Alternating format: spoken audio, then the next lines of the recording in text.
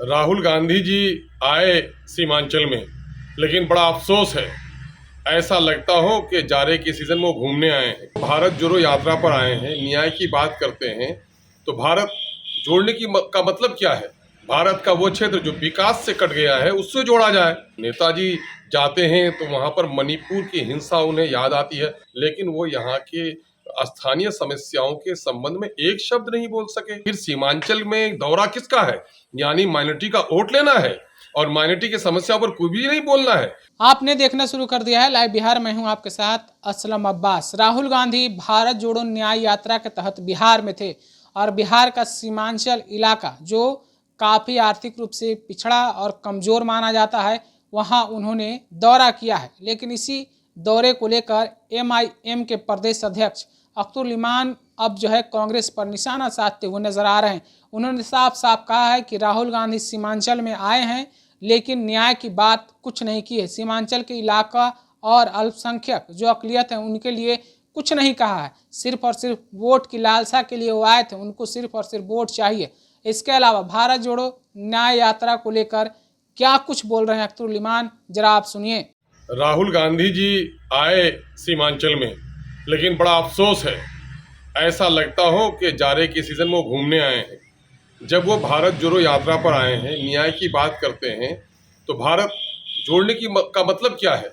भारत का वो क्षेत्र जो विकास से कट गया है उससे जोड़ा जाए। तो सबसे पिछड़े क्षेत्र में बिहार के आए सीमांचल में, जहाँ सबसे ज़्यादा गरीबी है, सबसे ज़्यादा निरक्षरता है, सबसे ज़्यादा बेरोजगारी है, सबसे ज़्यादा बाढ़ के नतीजे में प्रभावित हैं यहाँ लोग, पलायन मजदूरों का हब है यहाँ पर। लेकिन वो यहाँ के स्थानीय समस्याओं के संबंध में एक शब्द नहीं बोल सके। नेताजी जाते हैं तो वहाँ पर मणिपुर की हिंसा उन्हें याद आती है। यकीनन है कि मणिपुर में जो कुछ भी वहाँ हुआ है, गर्दन काटी गई है, घर जलाए गए हैं, उसकी निंदा करनी चाहिए। लेकिन दिल्ली में रहते हुए नूह में अकलियतों के घर बुलडोजर से तोड़े गए, वहाँ 2 कदम वो नहीं जा सके हैं। यहाँ ये क्षेत्र सीमांचल का क्षेत्र जो पिछड़ा भी है और माइनॉरिटी और दलितों का क्षेत्र है, इस क्षेत्र में आए, इस क्षेत्र की किसी समस्या के बारे में बात नहीं कर सके। उनकी माता श्रीमती जी ने, मिसेज सोनिया गांधी साहबा ने 2014 में जस्ट बिफोर इलेक्शन इसी तरह से यहाँ आई थी। AMU अलीगढ़ किशनगंज के लिए उसने शिलान्यास किया था। 2012 में सरकार उनकी रही, 2013 में सरकार उनकी रही, 2014 के अप्रैल तक उनकी सरकार रही, लेकिन AMU किशनगंज को कुछ भी नहीं दे सके। तो आखिर फिर सीमांचल में दौरा किसका है? यानी माइनॉरिटी का वोट लेना है और माइनॉरिटी की समस्या पर कोई भी नहीं बोलना है। खेद का विषय तो ये है, जो यहाँ के माननीय सांसद हैं उनको भी अपने नेताजी को यहाँ के स्थानीय समस्याओं के बारे में कुछ भी नहीं बता सके। जाति आधारित गणना होनी चाहिए, उसका समर्थन हम सब लोग कर रहे हैं, लेकिन जाति आधारित गणना का मतलब क्या है?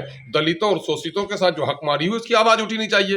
तो बिहार में SC शेड्यूल कास्ट लोगों की जो आबादी 2,56,00,000 है, उनकी नौकरी 4,11,000 होनी चाहिए। उनकी 1,20,000 नौकरी खत्म हो गई, 2,91,000 नौकरी उनको मिली।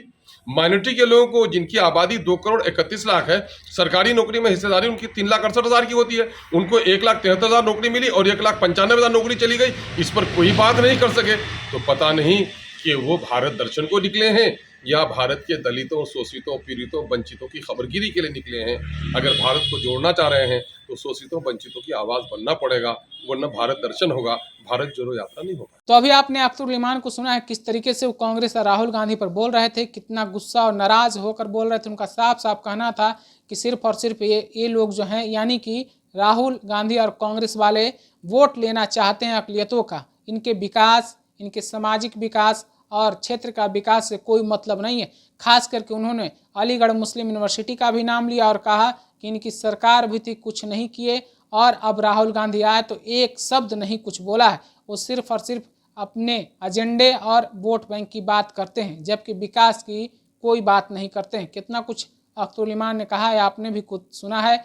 आप अपनी राय क्या रखते हैं राहुल गांधी के भारत जोड़ो न्याय यात्रा के बारे में, और अख्तरुल इमान ने जो बयान दिया है उसके बारे में कमेंट के रूप में हमें जरूर बताइए। तब तक के लिए बने रहिए लाइव बिहार के साथ। आपका शुक्रिया। YouTube पर सब्सक्राइब और Facebook पर लाइक ज़रूर करें।